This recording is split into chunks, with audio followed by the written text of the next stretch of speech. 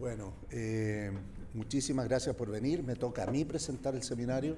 Sí, Juan Pablo está con licencia, entonces, bueno, el invitado es mío, pero es un invitado, yo espero que sea de la facultad en un futuro. Juan tiene muchas ganas de colaborar, él ha venido a Chile desde el 2018 y tiene muchas ganas de colaborar con la gente en Chile en sus temas, en temas afines, ¿no? Bueno, el profesor Juan de la Figuera es investigador del CSIC, del Instituto de Química Física, Blas Cabrera se llama ahora, antiguamente era Roca Solano, le cambiaron el nombre, en Madrid, España. Sacó el doctorado en Ciencias en la Universidad Autónoma de Madrid en el 95, fue becario Fulbright el 97, luego investigador Ramón y Cajal el 2002, vicedirector del Instituto de Química Física el 2010, científico titular del CSIC a partir del 2007, y director del Instituto de Química Física, fue en esa época Roca Solano, el 2013.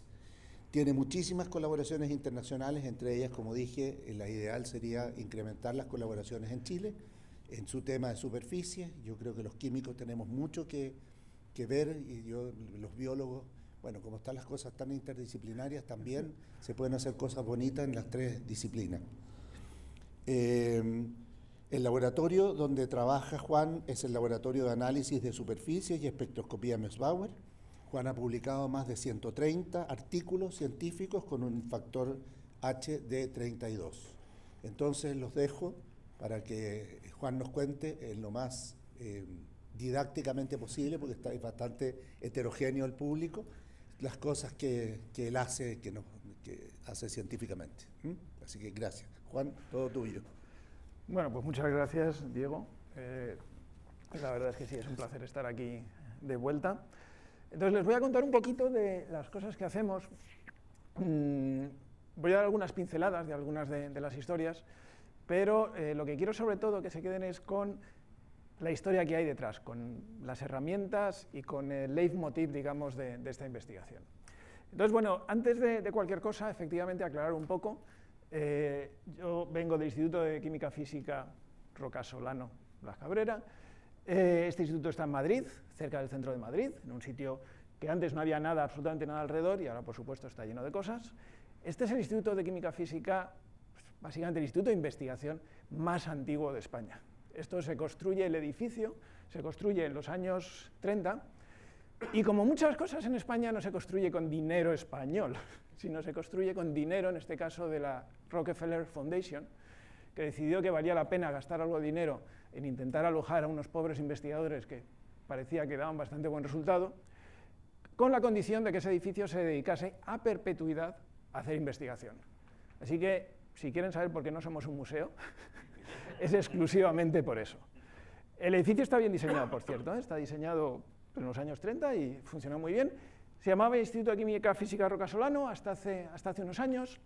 La razón por la que se llamaba así, bueno, en los años 30, antes de la Guerra Civil, cuando se inaugura el instituto, llega a funcionar unos 5 o 6 años, y entonces viene la Guerra Civil, pero en esa época la ciencia española se internacionalizó bastante, y por ejemplo, en una de las famosas conferencias Solvay, donde se estaba discutiendo pues, la mecánica cuántica, con Einstein, Marie Curie, toda la gente de la revolución cuántica, pues había este señor gordito, que era el señor Blas Cabrera, que era un físico muy conocido, que estaba en el circuito internacional, fue el primer director de este instituto, y de hecho trabajaba en magnetismo, y en algunas de las cosas, que bueno, no sé si es que no somos muy originales, pero que seguimos haciendo cosas relacionadas hoy en día. En un instituto como de primera línea, se invirtió mucho dinero, y luego, por supuesto, vino la Guerra Civil, y la fastidiamos durante bastante tiempo, y el caso es que después de la Guerra Civil se le puso el nombre del señor Gregorio Roca Solano, que era un químico bastante competente de coloides, pero que lamentablemente no se le puso el nombre por eso, por ser un químico distinguido, sino por ser responsable de la depuración de la Universidad Española después de la Guerra Civil. Así que hace un par de años nos salió una ley nueva en España que decía que este tipo de nombres había que cambiarlo, nombres que venían del régimen franquista, y aprobamos el cambio de nombre, y el nombre que escogimos, tras votación y discusión, fue el nombre del primer director del instituto en la época de la Segunda República, que era Blas Cabrera. Así que desde ahora es Instituto de Química Física Blas Cabrera y estamos muy contentos con ello. Bueno, ¿qué es la idea del tipo de cosas que estamos haciendo en el laboratorio en la parte de superficies? Yo soy científico de superficies, de crecer cosas en superficies, depositar átomos poco a poco, mirar qué hacen, mirar cómo reaccionan, mirar qué orden magnético tienen. Y en ese contexto, la justificación es que para hacer las cosas bien tenemos que ser capaces de crecer los materiales de forma muy precisa. Y, a ver, el caso clásico es la industria de la microelectrónica, donde hasta que no se pudo de verdad crecer los materiales con un control de composición y con un control de cristalinidad extraordinariamente bueno, etc. Y si miran los materiales que se están utilizando, en muchos casos no imponen un montón de propuestas en el campo de spintrónica, de hacer disputa, pero la calidad de esos materiales yo diría que está muy, muy lejos de lo que se usa, por ejemplo, en microelectrónica. Entonces yo creo que hay un margen para hacer las cosas con mucho cuidado y hacer materiales mucho más perfectos, y entonces investigar las propiedades, no de los defectos, sino de los materiales en sí. En concreto, por tanto, el tipo de cosas que me gusta hacer a mí es intentar crecer óxidos de la mejor manera posible. De nuevo, como trabajo en superficies, me gusta crecerlos sobre un sustrato, y el método que estamos utilizando, y es una cosa que estamos intentando popularizar, entre comillas, es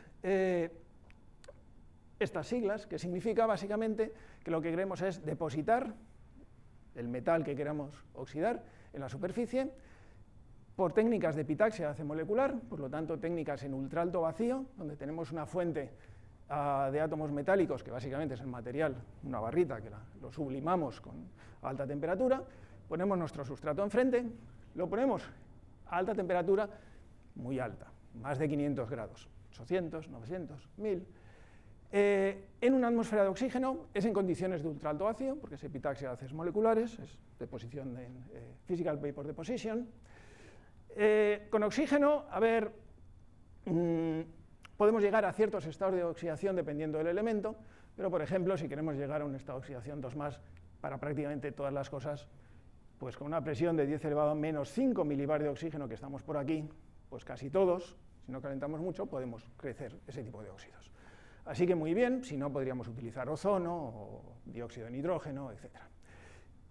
Y el elemento diferenciador que añadimos nosotros es que miramos lo que pasa, miramos cómo crece la superficie en tiempo real y en el espacio real, mediante una técnica que se conoce como la microscopía de electrones de baja energía, que ahora voy a comentarles en qué consiste, que es la única técnica que permite observar el frente de crecimiento de un material en una superficie mientras éste tiene lugar, en condiciones de ultraalto vacío. Y en el mismo instrumento podemos luego caracterizar la composición, el orden por difracción, la composición por espectroscopía de fotoelectrones de rayos X o por absorción de rayos X, espectroscopía de absorción de rayos X. Eso quiere decir que podemos hacer cosas con muchos menos defectos, mucho mejor ordenada, y de hecho cuando vemos dominios magnéticos, etcétera, son órdenes de magnitud más grandes, en remanencia, sin aplicar campo magnético externo, de lo que se obtendría en películas similares, crecidas de otra manera. Entonces vamos a empezar a comentar primero uso sustratos. Crezco cosas encima de superficies, no lo hago en disolución. Yo soy físico, me gusta tener un sustrato que pueda llevarme de un lado para otro y mirar, etc. Uno de los sustratos que hemos utilizado mucho son láminas o cristales de rutenio. Rutenio en la orientación 0001, este es un material con una estructura hexagonal compacta, este es el plano basal, es muy isotrópico, por lo tanto. ¿Qué ventajas tiene a la hora de crecer óxidos encima? Bueno, pues que podemos depositar bastantes elementos que se oxiden más fácilmente que el propio sustrato, porque si quiero crecer un óxido encima y se me oxida el sustrato, pues la estoy fastidiando. Entonces es bastante cómodo, por eso casi todos los metales de transición se oxidan más que el rutenio. Se limpia, es un metal refractario, puedo calentarlo a 1000 grados de golpe, 1200, y puedo eliminar todo lo que tiene en la superficie cuando lo caliento en ultraalto vacío. Así que es una cosa cómoda de limpiar, obtenemos terrazas muy grandes. Se conoce además, la gente de microelectrónica utiliza láminas a veces de unas capas atómicas de rutenio, con lo cual saben cómo eliminarlo, cómo hacerle etching, etc. Y de hecho, hemos hecho láminas delgadas de rutenio cuando no queremos utilizar monocristales, cristales, digamos, de 1 milímetro, 1 centímetro de diámetro.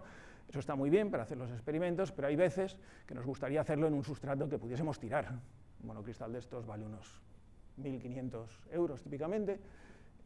Una lámina, pues podemos crecerla por mucho menos. Podemos crecer esas láminas y además podemos hacerles litografía y definir pistas y pasar corrientes y tal, aunque de eso no voy a hablar hoy. El único inconveniente, uno de los inconvenientes, es que, bueno, pues que se alea con algunos metales, con lo cual puede ser un problema, y que, bueno, pues que para limpiarlo hay que calentar bastante. Muy bien, vamos a empezar usando rutenio de sustrato. La microscopía de electrones lentos. Esto es una técnica bastante, iba a decir esotérica, pero quizá no tanto.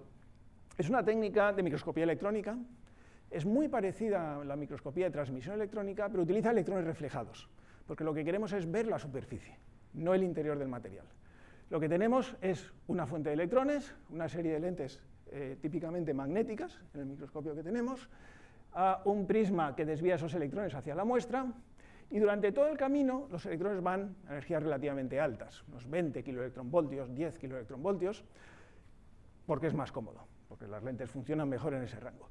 Pero entre la última lente y la muestra frenamos los electrones hasta una energía de unos pocos electronvoltios, 5, 10, 3, etc. Por lo tanto, tenemos que poner una diferencia de potencial de casi 10, 20 kilovoltios por milímetro entre la última lente y la muestra. Eso es un problema para algunas muestras, para otras no. Y los electrones retrodispersados, reflejados, difractados, esos electrones se vuelven a acelerar por el mismo campo aplicado que tenemos para frenar los incidentes, se aceleran otra vez a unos 20 kiloelectronvoltios, entran en el prisma que ahora los desvía hacia la columna de imagen. Fijaos que, excepto por la presencia de esto, el resto de los elementos son los elementos típicos que hay en un microscopio de transmisión electrónica. ¿Qué imágenes nos da? Esto nos da imágenes con campos de visión típicas de varias micras, muy normal que sean un campo de visión de 10 micras, por ejemplo, lo que tenemos en estas imágenes. Se ven los escalones atómicos individuales, aunque lateralmente no tenemos resolución suficiente, porque la resolución de estos instrumentos estamos muy cerca del límite de difracción, al revés que en microscopios de transmisión. La resolución es de unos 10 nanómetros. Estamos hablando de un montón de átomos. No es resolución atómica, ni de lejos. No podemos competir con los microscopios de barrido, de efecto túnel, con los que trabajé en el pasado, pero esa sería otra historia. Con los microscopios de fuerzas, que tienen también resolución incluso subatómica.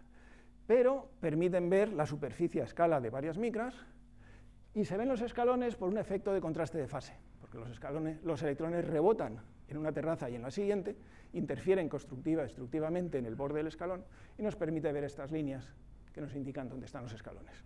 Cuando ponemos otro material, también vemos contraste entre unas regiones u otras, por ejemplo, estas son unas regiones con plata, mientras que el sustrato es de rutenio, entonces podemos ir viendo cómo crecen islas, aunque sean de una sola capa atómica, de un solo nivel atómico. Y como es un microscopio electrónico, podemos hacer también difracción de electrones de baja energía, también con energías pues, hasta 100, 200 electronvoltios.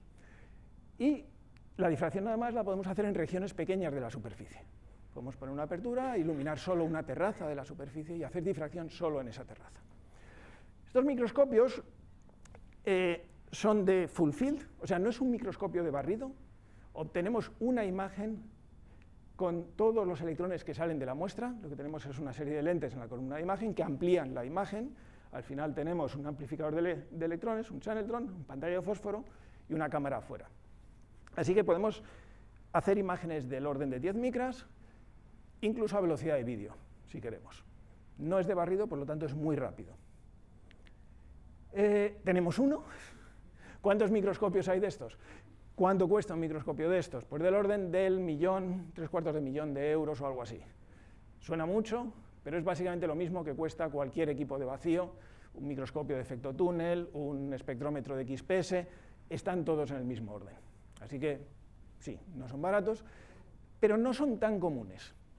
Concretamente, en España tenemos dos, uno, el que tenemos nosotros en el laboratorio, y otro que está disponible en el sincrotrón para uso con rayos X. Y voy a mostrar resultados de los dos.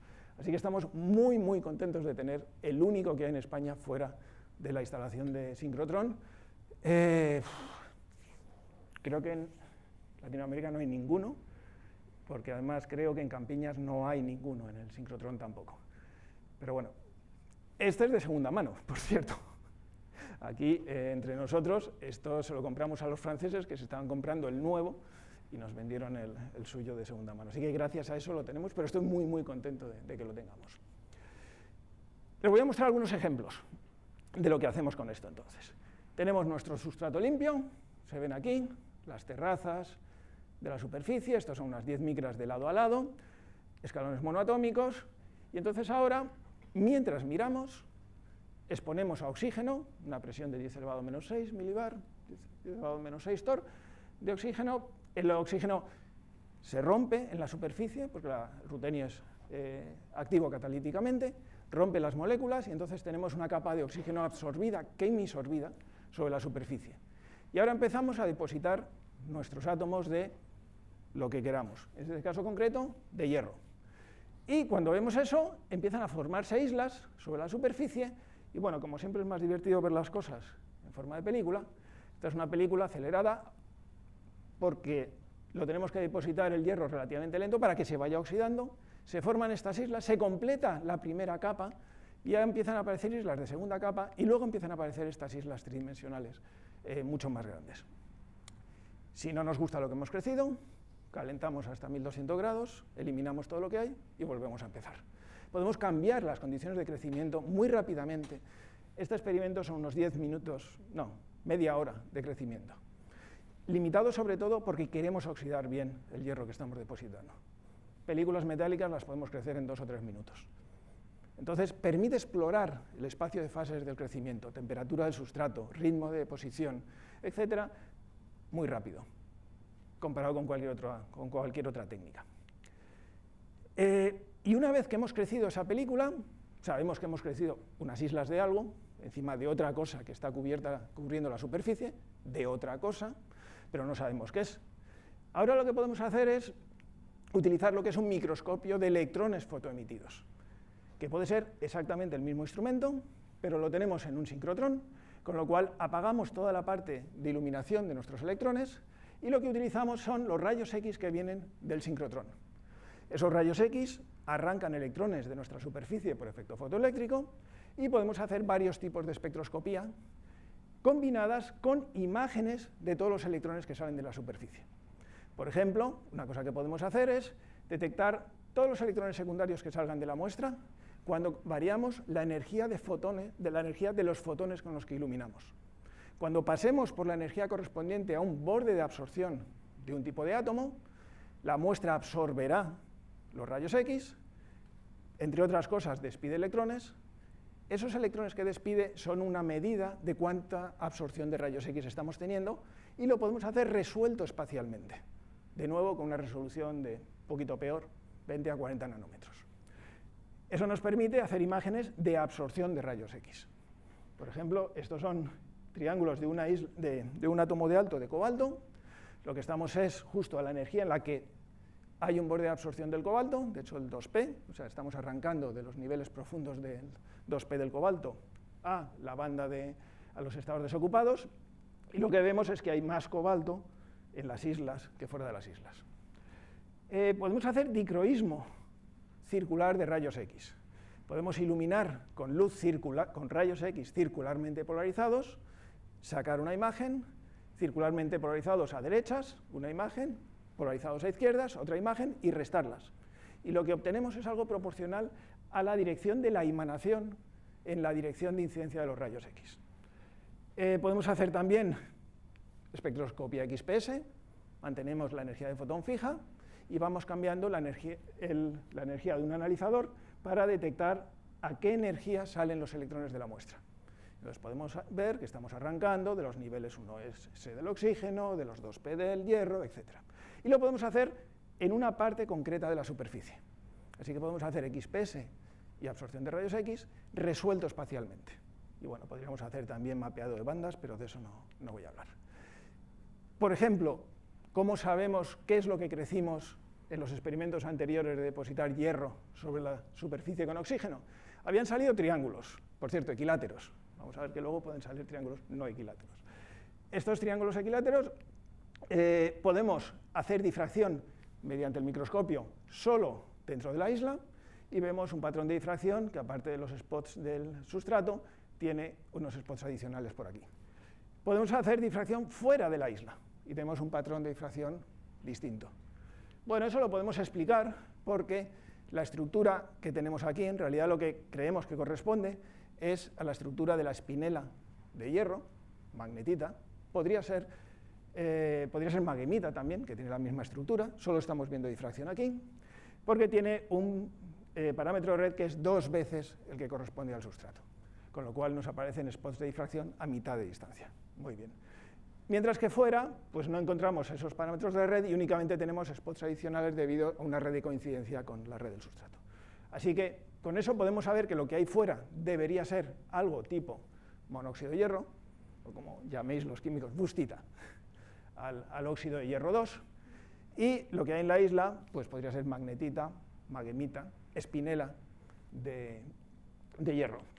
Eso lo podemos confirmar utilizando el microscopio de electrones fotoemitidos, es el mismo microscopio, para hacer espectros de XPS, dentro de la isla y fuera de la isla. Y eso, de nuevo, lo podemos comparar con otros espectros, y lo que nos dice es que tenemos básicamente dentro de la isla tenemos una mezcla de hierro 2 y hierro 3, como corresponde a tener magnetita, y fuera de la isla solo tenemos hierro 2, lo que corresponde a la bustita. Muy bien. Una vez que hacemos eso, tenemos identificadas las 2 fases, podemos hacer dicroísmo circular. La magnetita debería ser magnética. La bustita a temperatura ambiente no debería serlo. Hacemos dicroísmo circular y vemos dominios magnéticos al hacer diferencias entre estos espectros de absorción de rayos X. También podemos hacer los espectros de absorción, integramos en una región de aquí donde tenemos la isla, podemos obtener toda una serie de imágenes a distintas energías, ponemos nuestra cajita de integración aquí y medimos la intensidad. Este sería el espectro de absorción de rayos X medido encima de la isla. Según aumentamos la energía de fotón, empezamos a poder arrancar electrones de los niveles 2p a los desocupados, y aquí serían los 2p1 medio y los 2p 3 medios. El espectro de dicroísmo, que es el espectro correspondiente a la absorción con luz circularmente polarizada a un lado y circularmente polarizada al otro, lo que nos da es una señal que en realidad la gente lo interpreta, y es razonablemente correcto, a señal que viene de los hierros octaédricos con valencia 2, de los hierros octaédricos con valencia 3 y de los hierros tetraédricos con valencia 3 que tenemos en la magnetita. Y si hacemos las imágenes magnéticas, además vemos el acoplo que tenemos entre unos y otros. O sea que, bueno, podemos hacer un montón de cosas de este tipo, de aprender sobre los dominios magnéticos. Y de hecho, una cosa que hicimos, y que es bastante entretenida, de esta forma mapeamos los dominios magnéticos en la dirección de incidencia de los rayos X. O sea, tenemos solo una componente de la emanación local. Lo que podemos hacer es, no podemos rotar el sincrotrón, no podemos rotar la gran instalación, rotamos nuestra muestra. Y si rotamos nuestra muestra, lo que obtenemos son imágenes de nuestra misma isla, midiendo la emanación a lo largo de otras direcciones. Una vez que tenemos eso, podemos rotar con el ordenador las imágenes para hacer el efecto como si estuviésemos rotando la iluminación, aunque estemos rotando la muestra, le damos la vuelta, y obtenemos este tipo de imágenes que deberían ser exactamente la misma isla, pero estos microscopios tienen aberraciones, tienen defectos a la hora de alinearlos, y entonces las islas no se ven exactamente igual. Bueno, con el ordenador podemos hacer que se vean más iguales, y entonces tenemos la componente de la emanación a lo largo de una dirección, de otra dirección, de otra dirección, y ahora podemos hacer un cambio de base para pasar de 3 direcciones arbitrarias a direcciones X y Z, o dirección polar, azimutal y emanación, y módulo de la emanación. Con lo cual, lo que podemos hacer es obtener cuál es la dirección de la emanación local con resolución de 50 nanómetros, 60 nanómetros, en nuestro material, que es este tipo de imagen. Entonces estamos viendo que la emanación en este tipo de estructura pues forma como un círculo, es una estructura tipo vórtice, que eso es esperable por una serie de cosas de interacciones magnéticas. Muy bien. Y de hecho podemos compararlo con simulaciones. Ahora podemos hacer simulaciones de micromagnetismo, donde precisamente partimos de una configuración inicial y relajamos en energía, intentamos ver si esa es la configuración de mínima energía. Lo que podemos hacer es utilizar precisamente la información experimental, la forma de la isla, y la emanación que vemos experimentalmente como las condiciones iniciales de nuestra simulación. Y entonces lo que obtenemos al hacer la simulación es una cosa que básicamente se ve más bonita, pero que es efectivamente lo que estamos observando experimentalmente. Para esto tenemos que utilizar unas constantes para el material, y lo que hemos comprobado es que las constantes que utilizamos son las correspondientes a magnetita volumen, con lo cual nuestra nanoestructura, aunque esto tiene del orden de unos 40 nanómetros de alto, las propiedades son las que corresponden a la magnetita en volumen, magnéticas al menos. Muy bien, esto por un lado. ¿Qué ocurre si cambiamos un poco las cosas? Pongamos que en vez de hierro, depositamos cobalto, en las mismas condiciones. 800 grados centígrados, una presión de 10 elevado a menos 6 torr, el mismo ritmo más o menos, crece un poco distinto. En este caso, por ejemplo, vemos que crecen islas completamente aisladas, no llegan a mojar la superficie, se está moviendo un poco porque está driftando frente a temperatura la superficie, y de nuevo podemos caracterizar esas islas, podemos hacer absorción de rayos X en el borde del cobalto. Este tipo de estructura de picos lo que nos dice es que es cobalto 2+, o sea, es un monóxido de cobalto. Podemos hacer dicroísmo lineal, haciendo diferencia entre imágenes a distintas energías, y vemos los dominios, que esta vez no son dominios ferromagnéticos, sino son dominios antiferromagnéticos. Y podemos intentar jugar con ellos, etc. Bueno, el mismo tipo de historia.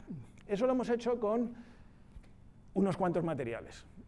Entonces, en la zona rica en hierro, podemos hacer tanto magnetita, espinela de hierro, como ferrita de níquel, como ferrita de cobalto. Todo eso tiene una estructura de espinela y todo eso crece de la misma manera. Primero una capa de monóxido en la que crecen islas tridimensionales encima, de varias micras de tamaño, de la espinela correspondiente. O si nos vamos a algo que tenga muy poco hierro, o que no tenga nada, podemos crecer a varias estructuras que lo que tienen es la estructura de la sal común, como por ejemplo monóxido de cobalto, monóxido de níquel, monóxido de níquel-cobalto. Esas islas tienen también forma triangular y lo que dan es contraste antiferromagnético. Muy bien. Todo da triángulos hasta ahora. La razón por la que da triángulos es que básicamente estamos creciendo este plano, que es el plano de mínima energía que mejor se acopla a la superficie del rutenio, que también es hexagonal. Y lo mismo en el caso de rock salt. Muy bien. Y ahora lo que intentamos fue, y esto es un mensaje que sí querría transmitir, porque es una discusión que tenemos muchas veces con las agencias de financiación, que es, queremos proponer una cosa nueva. Y entonces vamos a probar a partir, extrapolando de lo que ya sabemos. Vamos a intentar crecer el mismo material que estábamos creciendo antes sobre otro sustrato. En vez de sobre rutenio, lo vamos a hacer sobre tuxteno 110, que también es un metal refractario, que también descompone el oxígeno molecular cuando lo depositamos, porque ¿qué podría ir mal? Debería salir lo mismo, esperemos. Así que lo hicimos, nos movimos al tuxteno 110, por alguno de los problemas que tenía el rutenio, que se aliaba con algunos elementos. Teníamos cierta experiencia con tuxteno 110, estos son experimentos que habíamos hecho de crecimiento de láminas de cromo sobre tuxteno, no óxidos, sino metálicos, y bueno, pues las primeras etapas crecía muy bien, crecía por flujo a partir de los escalones, habíamos hecho difracción, habíamos hecho caracterización.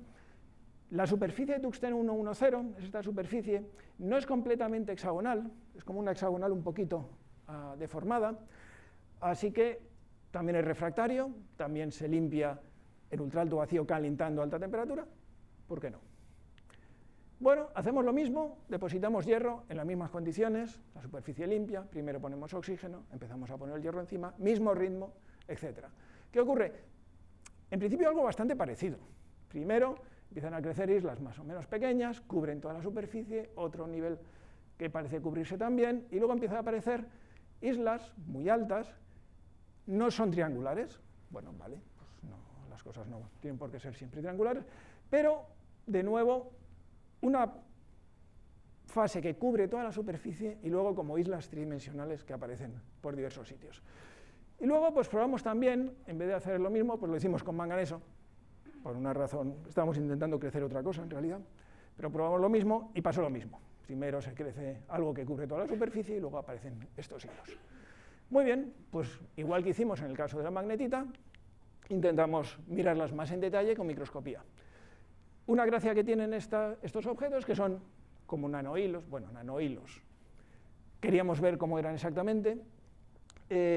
Al ser óxidos los podemos sacar del sistema de ultraalto vacío y mirarlos con microscopía óptica, con microscopía de fuerzas. Cuando hicimos eso vimos que había hilos en 3 direcciones que se extendían hasta milímetros por encima de nuestra muestra. Y si los mirábamos con la microscopía de fuerzas, tenían tamaños de alrededor de media micra, 1 micra, lateral, vertical 50, 100 nanómetros. O sea, bueno, a ver, no son exactamente nanohilos, ¿vale? Son un poquito más grandes, pero bueno. Estos son los de hierro, o lo que se obtenía al poner el hierro, esto es lo que se obtenía al poner el manganeso, básicamente lo mismo. O sea, estamos depositando el manganeso en oxígeno, le crece una cosa de estas, tiene hilos, de nuevo son del orden de 100 nanómetros, del orden de 1 micra de ancho. Incluso podemos mirar, como había pocos, pudimos mirar exactamente en el mismo sitio donde estábamos mirando con el microscopio de electrones mientras lo crecíamos, con el microscopio de fuerzas. Muy bien, ¿qué es lo que tenemos en la superficie? De nuevo, podemos hacer espectroscopía de absorción de rayos X, miramos en el borde de absorción del manganeso en el caso de que depositemos manganeso, en el caso del hierro en el caso de que depositemos hierro. Este de nuevo es el borde L3 y L2 que corresponde a arrancar electrones del 2p 3 medios y 2p 1 medios a los niveles de desocupados. Tiene una estructura bastante característica, los dos, y a ver, hoy en día, estas cosas antes uno tenía que hablar con un teórico, que por favor, calcúlame cómo es el espectro de absorción correspondiente a tal elemento en tal estado de oxidación, etc. Ahora uno se puede bajar un programa y poner distintas configuraciones, y en este caso concreto, lo que descubrimos es que podíamos reproducir muy bien el espectro, tanto en el caso del manganeso como en el hierro, suponiendo que el hierro estaba en estado de oxidación 2, que estaba en un entorno octaédrico, y que, bueno, incluso podíamos medir el valor de 10 de Q del splitting del crystal field, de ligand field theory. Muy bien, tenemos hierro 2 y manganeso 2, muy bien, pues tampoco es tan raro, vale. XPS, bueno, pues hacemos XPS también, efectivamente XPS nos dice que es básicamente hierro 2+, vale, tiene algunas componentes por ahí, el manganeso, pues que el manganeso es básicamente manganeso 2+, ahora bien, también miramos el tuxteno, que es el sustrato, y cuando miramos el tuxteno, resulta que tenemos 2 picos muy bien definidos, a unas energías, que no son las que corresponden a tuxteno metálico. Esas energías corresponden, de hecho, a tuxteno 6+. Esto lo estamos midiendo encima de los hilos. Estos hilos tienen 100 nanómetros de alto, o sea, esto es volumen, esto es infinitamente alto. ¿Qué hace el tuxteno ahí? ¿Qué hace el tuxteno 6+ en nuestro hilo de magnetita o de bustita o de lo que sea? Lo mismo con el manganeso. Pues que no son óxidos de hierro o de manganeso, que lo que estamos creciendo son óxidos de tungsteno hierro o tungsteno manganeso. Y como esto fue una sorpresa, nos tuvimos que ir a ver cuáles son las estructuras típicas que uno puede tener cuando tiene óxidos mixtos, tungstatos. De hecho, ni siquiera sé, como aquí hay muchos químicos, probablemente me puedan corregir cuál es el nombre correcto de los óxidos de wolframio, que es el nombre en castellano, y otros elementos, wolframatos. Nos tuvimos que mirar cuáles son las estructuras, porque no son espinelas, desde luego. Hay básicamente 2 estructuras fundamentales, 2 familias de wolframatos. Uno de ellos es la wolframita, que de hecho es el mineral comercial del que se obtiene el wolframio, que es con casi todos los cationes de metales de transición 3D. Esos son básicamente octaedros distorsionados de wolframio y octaedros del otro metal que estemos poniendo, conectados por los bordes, etc. Y para iones divalentes que no quepan ya en esa estructura, lo que tenemos es lo que se conoce como la scheelita, que es parecida, salvo que en vez de octaedros de tuxteno, de wolframio, tenemos tetraedros. Y la estructura, la simetría es un poco diferente, etc. ¿Cómo podríamos comprobar qué estructura tenemos? Bueno, podríamos hacer difracción de electrones, y de hecho lo hemos hecho. Podríamos hacer difracción de rayos X, pero estos son hilos muy pequeñitos. O sea, si hacemos difracción de rayos X, vamos a obtener sobre todo señal de todo lo que está repartido por la superficie, no de nuestro hilo. Raman. Raman, la ventaja que tiene es que podemos hacer spot profile de Raman con un tamaño de spot de un par de micras, y que los espectros de Raman de estos wolframatos son muy característicos. Por ejemplo, en el caso de wolframita, es una estructura monoclínica, tiene un montón de modos de vibración característicos, tiene 18 modos de vibración activos en Raman. Entonces, si medimos el Raman en uno de estos hilos, esto lo habíamos hecho en magnetita. Magnetita es una estructura muy simétrica, tiene muy pocos modos de vibración que se observen en Raman. Sin embargo, en estas estructuras, tanto la de manganeso como la de hierro, pues tenemos todos estos, tenemos 18, y salen prácticamente todos en su sitio. Así que, efectivamente, esto que estamos observando es wolframato de manganeso, wolframato de hierro. Bueno, pues si es así, ¿por qué? ¿Por qué cuando crecemos las cosas en rutenio, o por cierto, en platino, que la gente lo ha hecho en platino, o en paladio, o en oro, no se crecen aleaciones mixtas con el paladio o con el platino, etcétera, y sí con el tungsteno, no con el rutenio? A ver, en principio, cuando depositamos oxígeno sobre rutenio, se forma una capa quimisorbida de oxígeno. Podemos completar esa capa hasta llegar casi a una proporción 1 a 1 de átomos de oxígeno frente a átomos de rutenio. Cuando enfriamos da una serie de patrones ordenados. Con la temperatura alta pues es casi como un fluido. En tungsteno pasa lo mismo. De nuevo, cuando ponemos oxígeno en tungsteno, se rompe la molécula, tenemos átomos difundiéndose y podemos conseguir distintos recubrimientos. Por cierto, muchas de esas estructuras siguen discutiéndolas hoy en día, pero bueno, eso es una cosa muy técnica del mundo de superficies. Ahora bien, hay una diferencia fundamental. El óxido de rutenio, y si ponemos aún más oxígeno, o esperamos más tiempo, se forma RuO2, o sea, estructura rutilo del óxido de rutenio, o se forman óxidos de tungsteno, en el caso del tungsteno. La diferencia es que el óxido de rutilo es extraordinariamente estable. Entonces, a unos 800 grados, 900 grados, que es en la que estamos realizando nuestros experimentos de crecimiento, el óxido de rutenio que se pueda haber formado, no le hacemos ni cosquillas, no le pasa nada. Es completamente inerte. Cuando estamos depositando el hierro, pues se oxida, forma magnetita, forma lo que sea. El óxido de tungsteno, y debería haberlo sabido, porque efectivamente es uno de los campos en los que se ha trabajado en ciencia de superficies con óxidos de tungsteno desde principios del siglo pasado. Los experimentos de Langmuir de inicio de la ciencia de superficies, de etching de filamentos de tungsteno con oxígeno, precisamente se basan en que cuando uno pone oxígeno a alta temperatura en tungsteno, en condiciones de vacío, se ataca la superficie de tungsteno.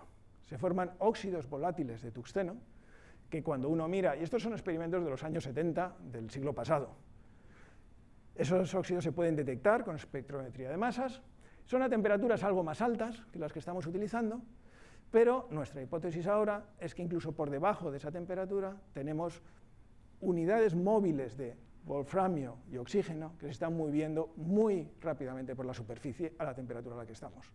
Le depositamos nuestros átomos de hierro, de manganeso, etcétera, reaccionan con esas unidades de subóxidos de tungsteno o de wolframio y dan los wolframatos. Si es así, bueno, pues debería funcionar también con no solo la estructura que os he estado enseñando aquí, que es la de los wolframatos, de la wolframita, sino si utilizamos alguno de los otros iones que son demasiado grandes y que deforman la estructura, deberíamos poder obtener la otra estructura, la scheelita. Así que lo que hicimos fue lo mismo con bario, con óxido de bario. De nuevo, se veía como que se cubría la superficie con una cosa más o menos continua, y luego aparecían unas islas que ahora no eran en forma de hilos, eran en forma de triángulos, más o menos. Aquí tenéis de nuevo la película. Las condiciones son básicamente las mismas, crecimiento a unos 800 grados, presiones de 10 elevado a menos 6, torr, etc. Entonces se crecía esto, parecía que se veían como varios dominios de dos cosas en la superficie, y llegó un momento que empezaron a aparecer estas islas. Bueno, pues ahora ya por lo menos nos sabíamos un poco más las cosas, hicimos de nuevo microscopía, de nuevo las podíamos sacar al aire y mirarlas. La diferencia es que ahora tenían forma triangular otra vez, pero si os fijáis, estos triángulos ya no son equiláteros, tienen dos ángulos iguales, pero el otro más pequeño, son triángulos isósceles. Entonces, bueno, son mucho más finas, mientras que los hilos que estábamos viendo antes eran de 100 nanómetros fácilmente, estas islas son de 10 nanómetros de alto, más parecidas a las islas que teníamos de magnetita y otros materiales sobre rutenio. Podríamos hacer de nuevo absorción de rayos X en el nivel del bario, pues lo que veíamos básicamente es bario 2+, no había ahí mucho que rascar. De nuevo, el XPS del wolframio se veía lo correspondiente al tungsteno 6+. Esto es medido encima de las islas. Y ahora ya lo teníamos más claro, tiramos directamente a hacer espectroscopía Raman también. La estructura de la scheelita es más simétrica que la de la wolframita, pero aún así tiene también bastantes modos activos Raman, y de nuevo teníamos todos los modos activos correspondientes. Y aquí sí hicimos difracción de electrones de baja energía en la superficie, estas islas son más grandes, podemos hacerlo con bastante comodidad. Este patrón de difracción lo podemos interpretar en función del patrón de difracción que tenemos del sustrato, que serían los átomos estos de tungsteno, y que puesto con un modelo tridimensional, este no es un modelo realista de la superficie, esto es un modelo sencillamente cogiendo la estructura de volumen y la corto en la superficie que encaja mejor con las dimensiones que yo estoy observando. Y lo que obtenemos es una especie de hexágonos deformados, que de hecho, si lo pintamos un poquito de otra manera, estos triángulos que estamos viendo aquí tienen exactamente los ángulos que observamos en la forma de las islas. Así que lo que efectivamente creemos es que tenemos estas islas con lados a lo largo de la orientación 1, 0, 0 y 1, menos 1, 1 de la estructura de la scheelita, y que eso es precisamente lo que nos da, y que la superficie son con orientación 0, 0, 0, 1, 1. Bueno, pues muy bien. Un detalle que estamos empezando a investigar con esto es que, en este caso concreto, la scheelita de bario, o sea, la wolframato de bario, es un material que tiene una función de trabajo relativamente baja. Entonces, si lo calentamos, emite electrones, emisión termiónica. El microscopio, igual que nos permite ver electrones retrodispersados cuando lo iluminamos con electrones, o electrones fotoemitidos cuando lo iluminamos con rayos X, también nos permite ver la distribución de electrones emitidos termiónicamente por la superficie. Entonces, lo que podemos hacer es calentar la superficie y vemos que se iluminan como un arbolito de Navidad las islas que tenemos en la superficie. Si calentamos demasiado, pues se empiezan a romper estas islas que tenemos de scheelita. Pero si lo hacemos a una temperatura un poquito más baja, pues podemos ver la superficie utilizando los electrones emitidos por la propia superficie, emisión termiónica. Bueno, pues con esto, bueno, un pequeño detalle, esto es para químicos, esto es para los que les guste el tema de química. Esto es el borde de absorción del oxígeno, o sea, hacemos absorción de rayos X, cambiamos la energía de fotón a lo largo del nivel 1s del oxígeno, que son unos 500 y poco electronvoltios, y vemos la absorción producida por arrancar electrones del nivel 1s a los niveles 2p desocupados. Y lo que vemos son varios picos, que en el caso del borde K de absorción, del borde que partamos del nivel 1s, en ese caso, esta estructura básicamente refleja la densidad de estados desocupados, por lo tanto, los estados 2p desocupados de nuestro material. Eso lo hemos hecho en el caso de magnetita en tiempos, ahora lo estamos haciendo con estos tungstatos, y se ven dos picos muy definidos, pero separados distintos según sea la fase scheelita o la fase wolframita. Como había comentado antes, en la fase wolframita lo que tenemos son octaedros de tungsteno. En la fase scheelita lo que tenemos son tetraedros de tungsteno. El crystal field splitting que tenemos debería ser del orden de 4/9 el que tenemos en un caso y el que tenemos en el otro. Efectivamente, cuando vemos este splitting, esos son unos 4 electronvoltios, el que tenemos aquí son aproximadamente 1,8, corresponde a la proporción entre el crystal field en átomos en entorno octaédrico y en entorno tetraédrico. Así que lo que estamos viendo efectivamente aquí es el splitting de los niveles 6D del tungsteno, en niveles T2G y EG. En un caso están dados la vuelta, pero precisamente estamos midiendo el crystal field splitting en cada caso. Bueno, esto es una cosa que me pareció bonita. Bueno, por cierto, tuvimos un pequeño problema con esto, y es que no queríamos crecer wolframatos. Así que lo siguiente que nos tocó es cogernos el ChatGPT y decirle, oye, ¿y los wolframatos para qué sirven? porque jamás he trabajado en esto y no sé para qué valen. Y además el proyecto que estaba haciendo no era para esto. Y por supuesto te hace un dibujito de estos muy bonito, a ver, es una cosa que puedes ajustar, el bandgap de ese material es muy estable, puedes hacer un montón de catálisis. Si alguno sabe algo de esto, por favor, estaría muy contento de que me cuente para que en nuestro próximo proyecto pongamos por qué es tan interesante hacer estos materiales. Bueno, con esto he llegado al final.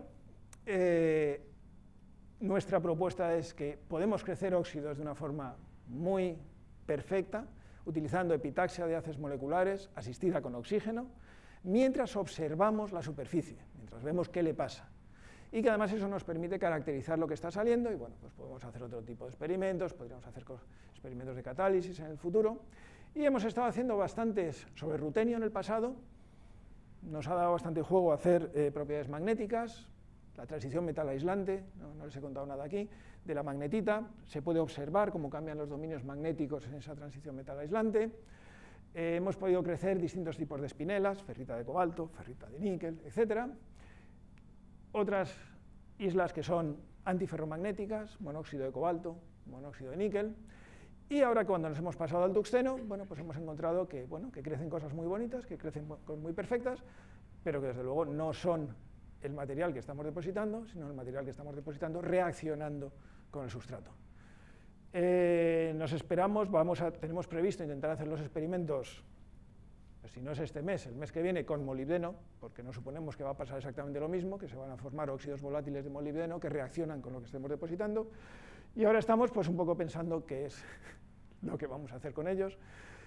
Hasta donde nosotros sabemos, esto no se ha crecido nunca en condiciones monocristalinas de tamaño nanométrico. Algunos de estos óxidos, por ejemplo el de bario, se utilizan como material centellador y como material para optoelectrónica, generación de segundo armónico, etc. Veremos por dónde llegamos. La gente que ha hecho posible esto, tenemos el grupo nuestro, formado por la gente que somos ahora y los que hemos sido, algunos de ellos. Ahora mismo pues está Pepe Marco, conocido por algunos de los presentes aquí, José Emilio Prieto, Clara y Víctor, o sea que somos 4 o 5 ahora. La gente de los sincrotrones, porque los experimentos donde utilizamos radiación sincrotrón son mediante propuestas de sincrotrón y esa gente colabora, el sincrotrón de Polonia, el sincrotrón de Italia, el sincrotrón de España y luego pues algunos amigos a los que uno va liando para ayudar a hacer los experimentos. Y por supuesto los proyectos de investigación que nos dan parte del dinero. Y luego por último lo que sí que quería era anunciarles, para que se lo comenten a todos los que están estudiando o los que tienen estudiantes a su cargo, yo estoy como tesorero, por lo menos por unos meses más, de la Asociación Española de Vacío y sus aplicaciones. Tenemos un curso de vacío donde se cuentan algunas de estas cosas, algunas de las técnicas, pero sobre todo la tecnología, desde cómo se utiliza el vacío, cómo se produce, qué tipo de bombas hay. Este es un curso online que la hora a la que es aquí es típicamente sobre las 12, la 1, entre septiembre y marzo, y bueno, tiene un precio que para socios no es terrible, y es gratuito hacerse miembro de la Asociación Española de Vacío, con lo cual me gustaría animar a todos los que puedan estar interesados en tecnologías de vacío, ahora o en el futuro, a que se apunten. En el pasado, esto es la 3ª edición que hacemos del curso, y a ver qué tal va este año. Y con esto, pues quería darles las gracias por su atención y responder a cualquier pregunta que puedan tener en la medida en la que pueda responderla. Muchas gracias, Juan.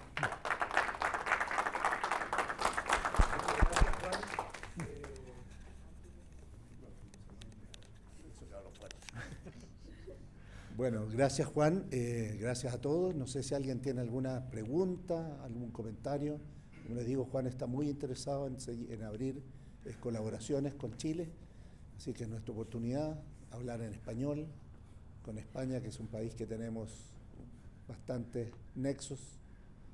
Y los que estén interesados también en utilizar este microscopio, a ver, en los sincrotrones uno tiene que pedir tiempo, le dan unos días de tiempo, hay bastante competición, tiene que estar más o menos seguro de que el experimento funciona, porque tiene que justificar que va a salir algo.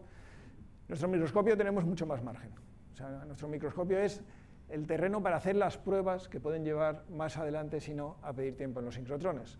Entonces ya sé que España está muy lejos, que Madrid está lejos de aquí, pero les animo también a los que tengan algún sistema que se pueda crecer en superficies, que se pueda observar, que se pueda hacer difracción en superficies con electrones de baja energía. Estos microscopios se utilizan mucho para hacer materiales 2D, grafeno, nitruro de boro, todo este tipo de materiales. Es muy fácil verlo. Si uno tiene un flake encima de un sustrato, puede hacer difracción encima de uno de ellos y puede observarlo. Así que les animo que también pues, que contacten con nosotros, y si tienen oportunidad, pues, sacamos tiempo y bueno, pues se hacen las pruebas y se hacen cosas. Y luego, a la hora de probar en sincrotrón, pues claro, la ventaja es que uno puede hacer caracterización química. Nosotros tenemos un espectrómetro de XPS y de OYE ahora en una cámara adicional de preparación, con lo cual también podemos hacer caracterización química promedio en nuestras muestras que introduzcamos en el microscopio. Eso yo creo que no estaba, o lo teníamos recién instalado cuando viniste. Sí. Pero animarles eso, que sky's the limit. ¿Alguien tiene alguna consulta? Gracias por tu presentación, muy interesante. Bueno, le paso esto a Rodrigo. Pero me gustaría saber qué tanta reproducibilidad tiene estos sistemas y cómo la evaluarían en la reproducibilidad. A ver, es un comentario muy de químico. Esa discusión la he tenido yo muchas veces con Pepe Marco. Muy alta. O sea, en principio nosotros hemos estado creciendo sobre todo, ferrita de níquel, ferrita de cobalto y sobre todo magnetita durante una década y media. Y en principio, si nuestra superficie está limpia, la presión está limpia en el sistema, etcétera, el oxígeno está entrando limpio, nos salen estos triángulos con estas dimensiones y tal, siempre. O sea, la reproducibilidad es muy, muy alta. Los sistemas están muy controlados. O sea, estamos controlando el ritmo de deposición a una escala de fracciones de monocapa por minuto. La temperatura lo mismo. Tenemos medidas con termopar y con pirómetro de infrarrojos. Y también los sistemas son relativamente sencillos. Estamos depositando solo un tipo de átomo. Puede reaccionar con el sustrato, pero es eso. Entonces, siempre sale lo mismo. Si ponemos las mismas condiciones, sale lo mismo. Puede cambiar la distribución de tamaños de islas dependiendo de la densidad de escalones del sustrato, porque eso es cierto que donde nuclean estas islas, porque son muy altas, donde nuclean parece que está relacionado con la densidad de escalones, con que tengamos un montón de escalones juntándose en una región pequeña, pero salvo eso, es muy reproducible.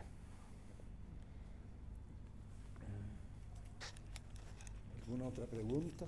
¿Alguien algún comentario? Sí.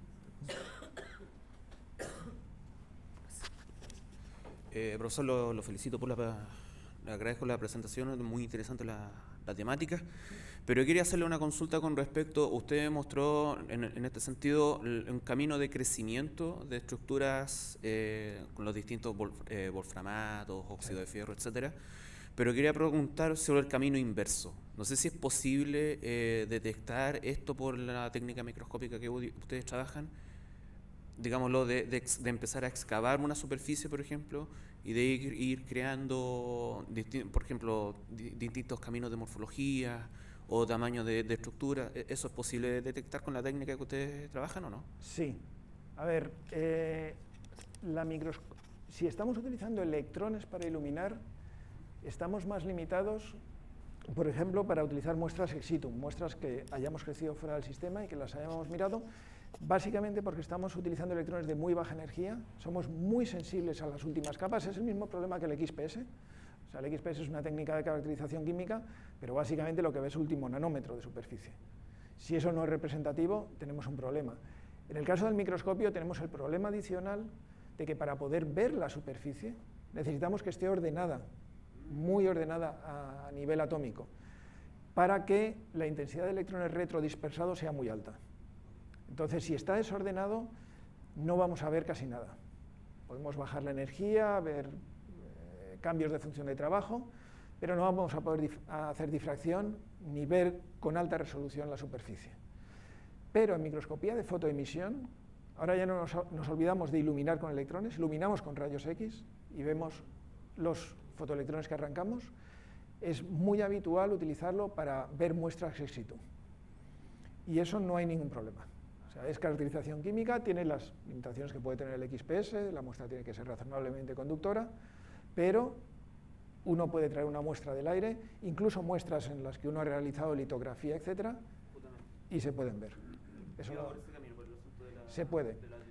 De hecho, nosotros hemos tenido experimentos en los que hemos crecido los triángulos en láminas de rutenio, luego hemos hecho litografía en aire, o sea, depositando un polímero encima, atacando con luz ultravioleta, eliminando el polímero, etcétera, que la superficie ha quedado como ha quedado, y luego lo hemos metido en el microscopio de fotoemisión y hemos visto que sí que sobreviven las islas, que el contraste magnético es el que debe, que el contraste químico es el que debe, o sea que la caracterización se puede hacer a posteriori en los microscopios de fotoemisión. Así que sí, totalmente. Y otra pregunta también para cerrar el asunto. Sí, sí. En el asunto, por ejemplo, lo han probado ustedes con elementos metálicos, pero ¿es posible trabajar esto también sobre superficies poliméricas también? Porque han comentado sobre grafeno, pero polímeros. A ver, el problema es que estamos utilizando, sobre todo en la parte de iluminación con electrones, estamos utilizando una de electrones de unos electronvoltios. Los electronvoltios son justo las energías de muchos de los enlaces de moléculas orgánicas, etc. Hay algunas moléculas que sobreviven y la gente ha observado cómo crecen, por ejemplo, láminas de pentaceno o porfirinas, que son moléculas relativamente resistentes. Un problema que hay es la resolución. Tenemos resolución de 10-20 nanómetros. Si podemos distinguir que se forman islas de un polímero, etcétera, y no se rompen con irradiación de electrones de baja energía, sí podemos observarlo. Entonces hay en algunos casos que se han hecho experimentos de ese tipo. Hay que tener en cuenta siempre en la cabeza el problema de daño por electrones. ¿Y no pueden frenar más esos electrones? ¿No pueden bajarles un poco más la energía para que Sí, no estén? sí, podemos bajarlo a podemos bajarlo a 0 electronvoltios en relación con la muestra, incluso por debajo de la función de trabajo. Y entonces todos los electrones se dan la vuelta un poco antes de llegar a la muestra. Lo que pasa es que la resolución es peor entonces. Okay. Pero sí se puede. Yo tenía una pregunta, cuando haces crecer estas islas triangulares, si tú han probado otra cara del rutenio para ver si crecen de otra manera. No hemos probado, deberíamos probar. Para ver si crecen de otra forma, porque es función de la cara del rutenio que están creciendo. Probablemente. Ahora bien, también es cierto que en las espinelas la superficie de mínima energía es la 111, que es la que nos crece. Entonces, cualquier cosa que no interaccione muy fuertemente con el sustrato va a intentar crecer con esa orientación. Perfecto. Pero se puede intentar utilizar otras orientaciones para ver si estabilizamos de esa manera otras caras. Y de hecho se ha hecho en algunos casos. Por ejemplo, Jan Ingo Fleche ha estado trabajando en islas de metales de transición 3D, en islas de ceria para catálisis, crecidas de la misma manera. Deposita cerio en atmósfera de oxígeno sobre un cristal de rutenio, mirando con el microscopio, el mismo tipo de experimentos. Ahí crecen islas de ceria de dos orientaciones. Crecen unas que son triangulares, con orientación 1-1-1, es la estructura de la florita, me parece, y las otras con orientación 1-0-0, y forman unas islas preciosas cuadradas. No están muy seguros por qué crecen las dos en el mismo sustrato. Eso es interesante. Creen que es por, de nuevo, densidad de escalones que induce que prefiera crecer localmente la otra orientación y luego ya crezca a partir de ahí. Con lo cual, incluso a veces, con la misma orientación, uno puede tener distintas orientaciones de las islas encima. Interesante, muy interesante. Gracias, Juan. A ver, el problema es que estamos a temperaturas muy altas, más cerca del equilibrio termodinámico, entonces crece un poco lo que él quiere. O sea, esto es un poco como la cocinita, uno deposita el metal en oxígeno y hace un poco lo que quiere. Y hasta que no lo intenta uno, no sabe qué es por dónde va a ir. Correcto. Sí, hay que jugar. Hay que jugar directamente. Exactamente. ¿Alguien tiene alguna otra consulta o comentario? ¿No? Bueno, agradezcamos a Juan y tenemos, el decano tiene el libro de oro de la facultad y vas a ser el primero en firmarlo, así que para nosotros un placer, para ti un gusto, el decano Bernardo Morales, que está ahí, si quieres te lo presento. Muchas gracias a todos. Muchas gracias por colaborar con nosotros te queremos invitar para que inaugures el libro de oro de la Facultad de Química y Biología. ¿Ya? Responsabilidad. ¿Sí? Entonces aquí tú tienes que escribir acá. Tú escribes tú dónde vienes, qué sé yo, todo eso. ¿Tu nombre?